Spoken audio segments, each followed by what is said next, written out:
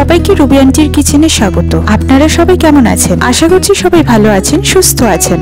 রোজকার রান্নায় কিছু উপকরণ থাকে যেগুলো আমরা ভাবি এইটুকু জিনিস দিয়ে আর কি বা হবে, আর তারপর সেটা ফেলেই দিই। ঠিক যেমন কাঁঠালের দানা। অনেকে বলে খোসা ছাড়াও ঝামেলা, ফুটিয়ে নিতে হয়, তাও আবার ভাজতে হয়, অর্থাৎ বাড়তি ঝুঁকি। কিন্তু একটু থেমে ভাবলে বোঝা যাবে এই ছোট্ট দানাগুলোর ভেতরে লুকিয়ে আছে ভরপুর প্রোটিন, শক্তি, তাছাড়া হজমে সাহায্য করা ফাইবার আর শরীর পরিষ্কার রাখার গুণ।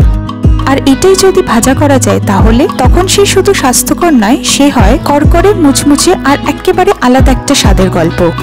তাই আজকের এই রেসিপিটা শুধু খাওয়ার জন্য নয়, এটা সেই পুরনো অভ্যাসটাকে বদলানোর একটা চেষ্টাও। যেটাকে ফেলে দেওয়া হয় তাকে নিয়ে একটা সুন্দর রেসিপি।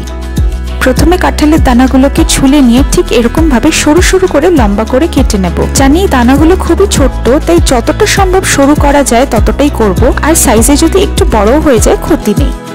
তবে এটা কোনো ঝোলঝাল রান্না নয়, না এটা ঠাকুমার সেই পুরনো কোনো রেসিপি। এটা খুবই সোজাসাপটা একটা ভাজার রেসিপি, যেখানে কোনো ফ্যান্সি মশলা নেই আর ঘরে থাকা কিছু উপকরণ দিয়ে খুব সহজেই হয়ে যায়। তবে স্বাদটা হয় মনে গেঁথে যাওয়ার মতন।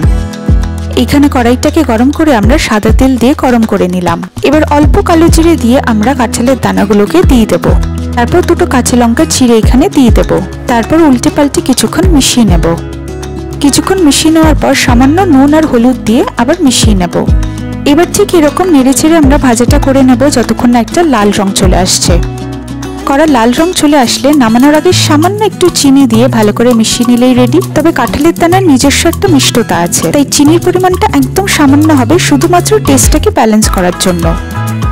দেখলেন তো কাঁঠালের দানার এই সহজ রূপটা কতটা সুন্দর হতে পারে। ফেলে না দিয়ে একটু যত্ন নিলে একটা ছোট উপকরণও হয়ে উঠতে পারে অসাধারণ একটা পদ।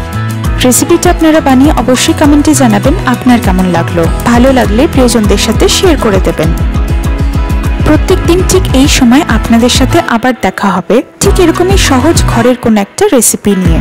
আপনারা যদি আমার কোনো রেসিপি বানিয়ে থাকেন তাহলে কমিউনিটি পোস্টে অবশ্যই পিকচার আপলোড করবেন, আমার ভালো লাগবে।